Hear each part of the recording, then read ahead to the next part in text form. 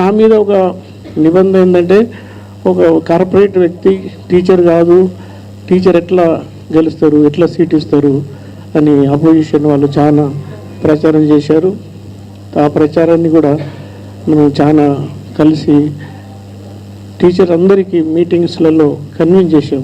ఏ విధంగా అంటే, కార్పొరేట్ అయినప్పటికీ, నేను కార్పొరేట్ కాదు ఫస్ట్, కార్పొరేట్ అయినప్పటికీ టీచర్స్ గురించి ఎడ్యుకేషన్ సెక్టర్లో 40 years నుంచి ఉన్నా కాబట్టి టీచర్ సమస్యలు తెలుసు, ఎడ్యుకేషన్ సెక్టర్ గురించి తెలుసు.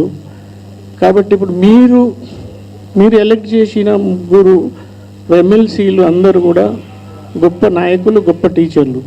మరి వాళ్ళు మీకు ఏం చేశారు? లాస్ట్ 2 గవర్నమెంట్స్ మారిపోయినాయి, వాళ్ళు మీకు ఏం చేశారు? కాంగ్రెస్ గవర్నమెంటు ఈ సమస్యలన్నిటినీ మేనిఫెస్టోలో పెట్టి గెలిచిన తర్వాత ఒక రోజులోనే మీకు అన్ని ప్రాబ్లమ్స్ సార్ట్అవుట్ చేస్తున్నారు, అది కూడా చేయలేదు. అక్కడ మీరు మోసపోయారు. తర్వాత తెలుగుదేశం గవర్నమెంట్ ఉన్నప్పుడు 10 సంవత్సరాలు వాళ్ళు కూడా ఒక ఇష్యూని కూడా సార్ట్అవుట్ చేయకుండా మీకు సతాయించారు. అంటే ప్రాబ్లమ్స్ ఎట్లా పెరిగిపోయినాయి అంటే, ఒక్కొక్క దగ్గర పోతుంటే ఏడుపు వస్తుండే. టీచర్స్ పొద్దున 4 గంటలకు లేచి ఈ 317 కింద 150 kilometers ట్రావెల్ చేయాలి. 50 kilometers మినిమం నుంచి 150 kilometers. వైఫ్ ఒక దగ్గర పనిచేస్తుంది, హస్బెండ్ ఒక దగ్గర, పిల్లలు ఒక దగ్గర. పొద్దున 6 గంటలు 5 గంటలకు లేచి వాకింగ్ చేస్తుంటే వాళ్ళు వాకింగ్కి వచ్చి దాన్ని తొందరగా పోయేవాళ్ళు. ఎందుకంటే మేము 150 kilometers పోలేదు సార్, పూలు కార్లు వేసుకొని తిరగాలి. అంటే ఆ జీవో అనేది ఎంత దుర్మార్గం అంటే, దాంతో ఎవరికొకరికి కూడా బెనిఫిట్ లేదు. అయితే కేసీఆర్ గారు పాత గవర్నమెంట్లో కొందరు చెప్పారు ఏంటంటే, ఎవరో ఈ టీచర్లు అనే వాళ్ళు మేధావులు, వీళ్ళ ఐడియాలు ఉంటే వీళ్ళంతా ల్యాండ్ బిజినెస్ చేస్తారు, లేకుంటే చిట్టీలో బిజినెస్ చేస్తారు, కాబట్టి వీళ్ళని ఐడియాలు ఉంచొద్దు, వీళ్ళందరూ ఎడ్యుకేట్ చేసి పబ్లిక్ చాలా అవేర్నెస్ తెస్తారని చెప్తే కావాలని 317 జీవో తీసుకొచ్చారంట. అంటే తర్వాత తెలిసింది అది. అట్లా దానికి 317 కింద మన బండి సంజయ్ గారు జైలుకి వెళ్ళారు, మన కార్యకర్తలు కూడా చాలామంది జైలుకి వెళ్ళారు. అయితే 317 జీవో అనేది ఎట్టి పరిస్థితుల్లో ఇమీడియట్గా మనం దాన్ని, నేను కానీ మా ఎమ్మెల్సీలు కానీ మా పార్టీ పెద్దలు అందరం కలిసి కూడా దాన్ని స్ట్రగుల్ చేసి ఎట్టి పరిస్థితుల్లో దాన్ని తీసేయాలి. అదేవిధంగా సమస్యలు ఎట్లా అంటే, ఒక్కొక్క సెక్టర్కి ఒక ప్రాబ్లం ఉంది. గవర్నమెంట్ ఎంప్లాయీస్కి కొన్ని ప్రాబ్లమ్స్ ఉన్నాయి, తర్వాత మోడల్ స్కూల్స్కి సపరేట్ ప్రాబ్లమ్స్ ఉన్నాయి, కస్తూర్బా స్కూల్స్కి వేరే ప్రాబ్లమ్స్ ఉన్నాయి, తర్వాత ప్రైవేట్ టీచర్స్కు ఇష్యూస్ ఉన్నాయి. అదేవిధంగా మన ఈ SC ST schools, BC corporation schools, ఒక్కొక్క సెక్టర్కి ఒక స్కూల్స్ ఒక ప్రాబ్లం ఉంది.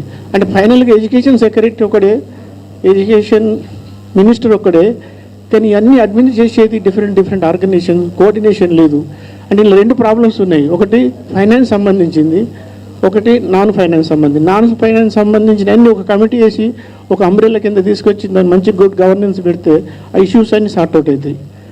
తర్వాత ఇప్పుడు చాలా రోజుల తర్వాత మన మోడీ గారు ఎడ్యుకేషన్ న్యూ పాలసీ తీసుకొచ్చారు, దాన్ని మన స్టేట్ గవర్నమెంట్ ఇంప్లిమెంట్ చేయలేదు. Only state in the whole country not implemented the new education policy.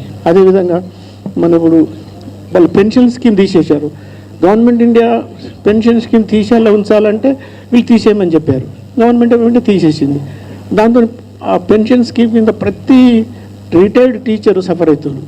Retired అయిన తర్వాత వాళ్ళకు లైఫ్ సెక్యూరిటీ లేదు, దాని మీద ప్రతి టీచరు ఎఫెక్ట్ అవుతారు. అది ఒక్కొక్క సెక్టర్. ఇప్పుడు కస్తూర్బా టీచర్స్ ఉన్నారు, వాళ్ళకి పాపం కాంట్రాక్ట్ లేబర్ లాగా, వాళ్ళంతా PG MA చేసి వాళ్ళందరూ కాంట్రాక్ట్ లేబర్ లాగా పనిచేస్తారు.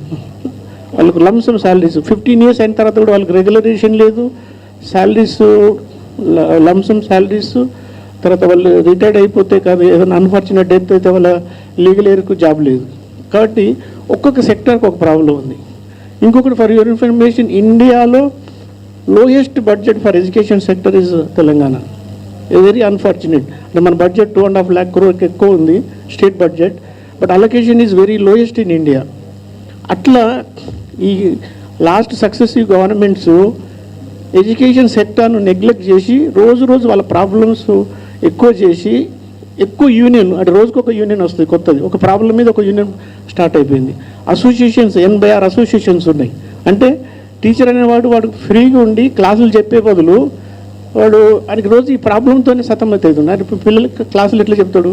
ఇప్పుడు మన 2047లో మన ప్రైమ్ మినిస్టర్ గారి విజన్ ప్రకారం మనం number 1 in the world first position కొట్లాడుతున్నాం. అప్పుడు ఎడ్యుకేషన్ మంచిగా ఉండి మన పిల్లలు బాగుపడితేనే మన ఫ్యూచరు బాగుపడుతుంది. కాబట్టి టీచర్స్కి సమస్యలు ఉన్నాయి, మనందరం కలిసి కొట్లాడాలి. నేను కూడా ఫుల్ ఫ్లెడ్జ్గా సపోర్ట్ చేస్తున్నా.